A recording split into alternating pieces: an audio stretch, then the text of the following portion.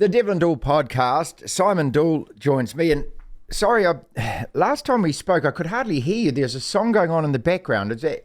Can I still? Is that? So. I think it's gone. I don't know what it is. I think it was something about Bournemouth, was it? Was it a Bournemouth song? What? Oh, that's it. No, the story's just coming up online now. A whole lot of Liverpool fans going to a travel agent asking where's a good place to go on holiday, and the agent turned around and said, well, you can't beat Bournemouth on a good day. Oh, come on, Doully. Can't beat Bournemouth on the weekend. Oh, my God. How do you go from 7-0? How do you do that? 7-0 over United to 1-0 loss to Bournemouth? I don't know. You've been in this position before where you've played, you know, at elite level sport, and you've gone into teams and you've beaten teams on days you shouldn't have beaten them, and probably the reverse has happened as well. That whole thing about, are you ready?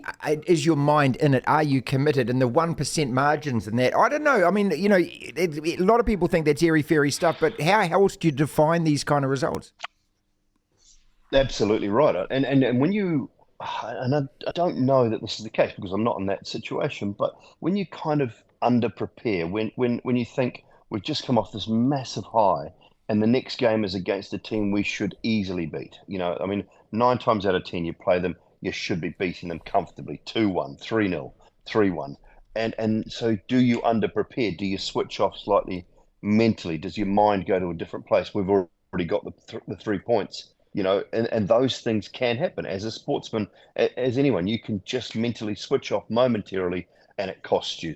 And the other side are up because they are playing the big dog. They're playing a big fish. They need to be up for it. So their training regime for the week becomes completely different and very much focused, whereas yours maybe just switches off. And that's the only sort of thing I can kind of think of, or the only way I can possibly explain what happened. I mean, it's not just Liverpool. There's a lot of teams, a lot of players look weary, a lot of tired players running around for that month and a half, and even still now, after that World Cup, and you don't know what it takes out of players, whether it be mentally, physically, any of that stuff, what they're carrying afterwards, and going back to their teams, you know, their league teams and trying to win. So, look, it's been I think it's been an upside down, topsy-turvy kind of year for a lot of the teams, a lot of the elite players.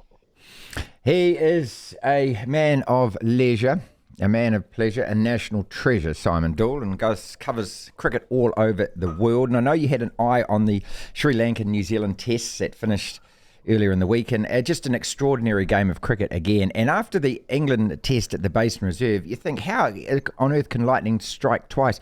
A couple of aspects I want to talk about, mainly concentrating on Kane Williamson. And, you know, he's 27 test centuries or something it is, Simon. It's just, I mean, that puts him up in the elite of the elite. I mean, you know, if you're talking the greatest test batsman, he's not but he's got to be in the top 10, I'd say, given those stats and those figures. Plus also his ability to win matches. And that's always, to me, been the key. You know, when, you know, the Aussies always had this thing about Michael Clarke until he did that remarkable innings in South Africa. It's not about scoring centuries. It's about winning test matches for your country. And that's what Kane Williamson did. Yeah, are you there in the moments that matter? You know, fourth innings runs. Now, look, fourth innings runs in New Zealand are slightly different to fourth innings runs around the world. New Zealand's got a slightly better average. I think it's second only in the world as far as runs scored in the fourth innings of test matches, because the simple fact that our pitches tend to get better and they don't break up and turn. But you still have that pressure of fourth innings runs, of winning a test match. And, you know, there's not many better. Look, I mean, I think, you know, fighting qualities, Steve Smith's right up there for mine, along with Kane. And you know, and then you've got Joe Root and Virat Kohli in that magnificent four, the Fab Four argument. Bubba in test matches, I don't think is far behind those guys at all at the moment. But look, you know, I mean, Kane Williamson is just, I mean, he's New Zealand's greatest ever batter and will be for, I think, forever. You know, there's very few that can ever knock off the sort of milestones that he will eventually have by the time he ends his career.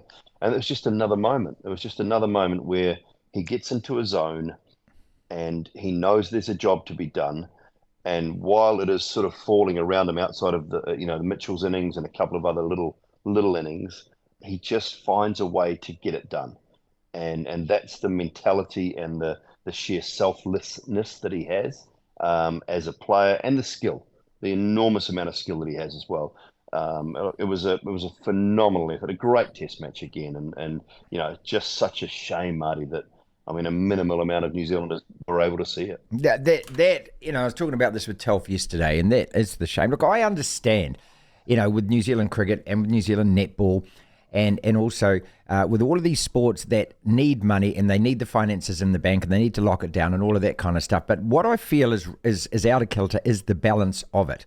That just selling it off to the highest bidder, like World Rugby did with the World Cup in 2019. You saw with the Women's World Cup last year what happens when it is free to air and when you do give people access. And I think that what New Zealand cricket had done is by selling, they didn't just sell the housemate, they sold the silver, the carpets, they sold the record collection, they sold your favourite toys, they sold everything. And I just think that that's where they went wrong. And, a match like that deserves to be seen by a lot more people. It's matches like that. And, people call me airy-fairy and say you live in the past. But matches like that, to me, inspire a kid to run out in the backyard when light's fading and mum says it's time for bed and saying 2 more overs and he bowls to his brother because he's cop. Now, that's what you lose. Now, when you lose that, then you lose the next generation of players that come through. And Test cricket needs this inspiration. I mean, I don't know. I want to stand on the pulpit and shout it to the world and say, come on, this is how you get kids playing the game. This is how you get people to fall in love with the game. If that was on free-to-air telly and the word got around, Simon, people would have been texting each other going, turn it on, turn it on, turn it on. And there would have been 1 million people watching by the time he actually did, dived and actually got that test. Absolutely. Absolutely. And look, I worked for Sky. Sky dropped the ball massively on cricket. They dropped the ball on sport in general, and they treated it very, very poorly under the old regime. They were awful to their customer, and they treated sport very, very poorly. They had one goal in mind, and that was rugby, and everything else just went by the wayside. Now, I understand it's getting better, but they dropped the ball massively, and so I have no issue with what happened. But the problem was after it happened, the subscriptions were nil, and they lied and lied and then wouldn't tell us how many people were watching. Now, at the time I think Sky lost it, there was maybe about 900,000 Sky boxes around the country. Yeah, there were, yeah. So you had 900,000 opportunities to watch the game. And in the first season of cricket, I think there was about 60,000 subscriptions from what we're hearing, so you basically cut your audience by about 850,000, give or take a few thousand. Yeah. So there, and for the next couple of years, you've lost that amount of people watching the game. Now, yes, subscriptions would have been bought, I guess, over the years to come, but you're losing so many people to the game. And to say, to put one game on free-to-air television and then say, oh, we've got 1 million people watching, great. Put them all on then if that's what you want. If that's your goal, put them all on free-to-air television. But that won't happen because we know what TV1 are like with watching the news and all of those things. You can't interrupt the national news. No. So there's got to be a way forward, some way, shape or form. And I don't know whether if it's not with Sky, it's not with Sky. It doesn't matter to me because I'm not there anymore and I don't work in the country. I don't have any vested interest in it anymore. If it's with TVNZ, then have a completely free-to-air channel, have a cricket channel or have a sports channel that shows sport all the way through and shows it live. Then that's okay as well. So I just want people watching it. I want people to have access to watch it, and I think that's the one thing that we've probably missed in the last little couple of Test matches that have just been magnificent. And if cricket dies, or we don't get that next generation of people that kids, boys and girls that are watching it that want to enjoy it and play it, then that's on New Zealand cricket. Yeah, and that is their issue. No, that's the legacy that he's going to leave, David White. And, he'll be long gone, of course, and there'll be other people to blame at that stage. But, yeah, that's what I fear. And if somebody's not shouting about it, somebody's not banging the drum, well, then it's just going to happen in front of us. And it's like, there's got to be one person at the meeting that goes, guys, this is a load of crap. But there never is in New Zealand these days, mate. You've left a country which is a culture of consulting. And what used to be a can-do country is now a bunch of people who sit around a meeting and go, it was, honestly, I believe New Zealand now is an episode of Reginald Perrin, The Rise and Fall. Two guys go, oh, super, great. And CJ sits there and goes, well, it's exactly like that now. I mean, all of the millennials bloody Google the thing. All right, let's finish with the WTC. Australia versus India. The two best teams are now going to fight off in the final at Lord's. At the Oval. Is this going to be what the WTC needs, these two teams in it? Because no disrespect to us, but really the eyes of the cricketing world are going to be on Australia versus India.